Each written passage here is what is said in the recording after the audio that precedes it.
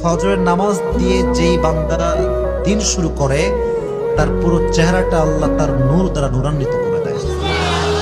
ফজরের নামাজ যে প্রতিদিন 5 ওয়াক্ত একেবারে ফজরের নামাজ এবং পুরো 5 ওয়াক্ত নামাজ জামাতের সঙ্গে পড়ে, তার রিজিকে কখনো বরকত উঠে যায় না, সবসময় বরকত বাড়তেই থাকে, বাড়তেই থাকে, বাড়তেই থাকে। সুবহানাল্লাহ পড়। আর যখন আমরা ফজরের সময় ঘুমায় যাই, নামাজ পড়ি না, এদিকে তাকান। বারবার বলছি ওয়াজগুলো মন দিয়ে শুনতে হবে, শুধু কান দিয়ে নয়। ফজরের সময় কিন্তু রিজিকের বন্টন ঘটে। আমার মুরব্বী আব্বা জানরা, যুবক ভাইয়েরা, রিজিক কার ভাই কতটুকু আছে আল্লাহ ফজরের সময় বন্টন করে।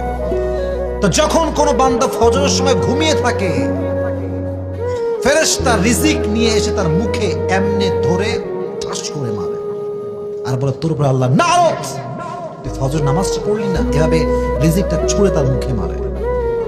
নাউজুবিল্লাহ পড়লেন না আপনারা সবাই? 5 ওয়াক্ত নামাজ হচ্ছে ফরজ। এই নামাজটা কেন ফরজ?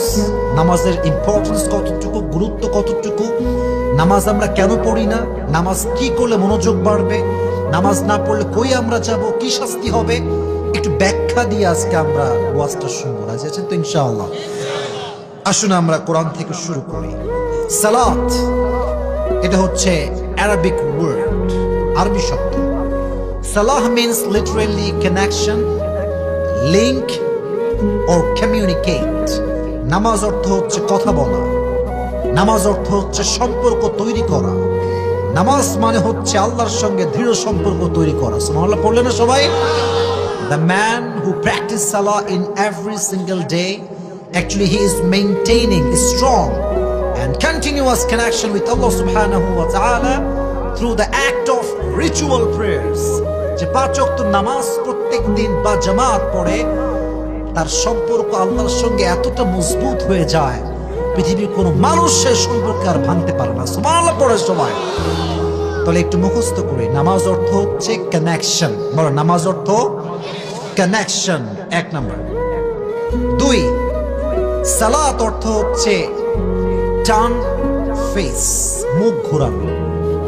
আমরা যখন নামাজ পড়ি, আমরা কিবলার দিকে মুখ ঘোরাই কি ঘোরাই না?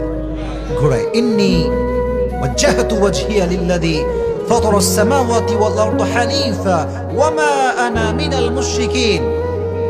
ইব্রাহিম আলাইহিস সালাতু ওয়াস সালাম বলেছেন, আল্লাহ আমি তোমার দিকে মুখ ফিরালাম। ফাতারাস সামাওয়াতি ওয়াল আরদা হানিফা, তুমি তো সেই স্রষ্টা যে জমিন এবং আসমানকে সৃষ্টি করেছে, এবং আমি কোনো মুশরিক বান্দা নই। সুবহানাল্লাহ পড়লেন না সবাই?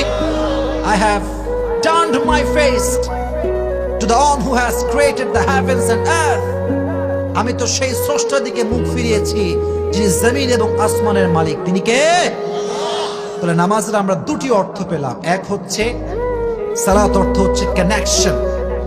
আরেকটা অর্থ হচ্ছে নামাজ মানে মুখ ফেরানো। কি ফেরানো?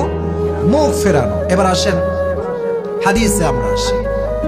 ইয়া রাসূলুল্লাহ, একজন বান্দা আল্লাহর নিকটবর্তী সব সময় কোন সময় হয়ে থাকে সবচেয়ে বেশি? নবীজি বললেন, মা ইয়াকুনুল আবদু মির রাব্বিহি আকরাবু মা ইয়াকুনুল আবদু মির রাব্বিহি ওয়া হুয়া সাজিদ। একজন বান্দা যখন সিজদায় তার মাথাকে অবনত করে, সে আল্লাহর সবচেয়ে কাছের এবং প্রিয় বান্দা হয়ে যায়। সুবহানাল্লাহ পড়ে সবাই।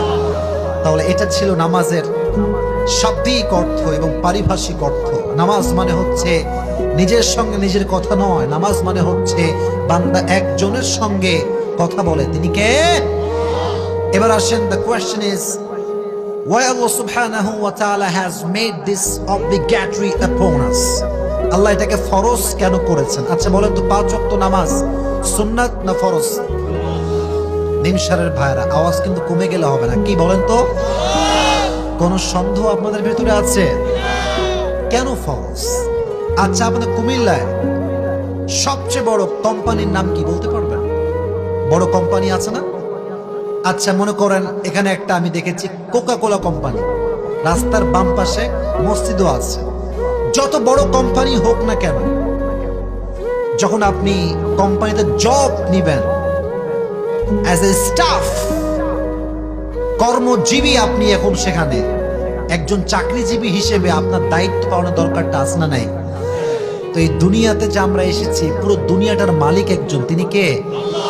তার রিজিক খাই, তার দেওয়া ঘরে থাকি, তার দেওয়া নিঃশ্বাস দিয়ে নিঃশ্বাস নেই, তার দেওয়া অক্সিজেন গ্রহণ করি, তো তার বান্দা হিসেবে তার কাছে সেজদা দিব তো কার কাছে সেজদা দিব? সুবহানাল্লাহ পড়লে না সবাই?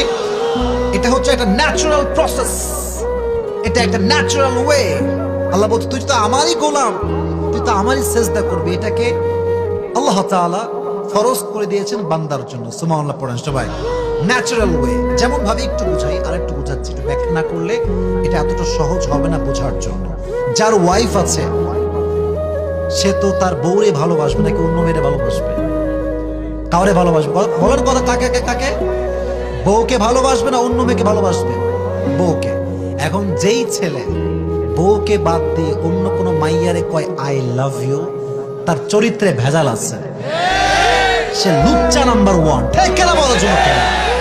যে বউকে বাদ দিয়ে পিটির পিটির করে অন্য জায়গাতে, পিটিস পিটিস করে, আছে না আছে না আছে না আছে না আছে না আছে। আর মেয়েরাও খুব ছ্যাঁচড়া টাইপের, কেমন জানে, জানে যে এই ছেলেটা বিবাহিত, তাও ওর প্রতি ওর আকর্ষণ কমে না। এই জন্য আমাদের দেশে পরকীয়ার সংখ্যা বেড়ে গিয়েছে। ঠিক কিনা বল? আমি এটা বললাম কেন? দেখবেন কিছু লোক আছে আল্লাহকে বাদ দিয়ে মাজারে গিয়ে সিজদা করে, আল্লাহকে বাদ দিয়ে মাজারে গিয়ে সন্তান চায়। ঠিক কিনা বল?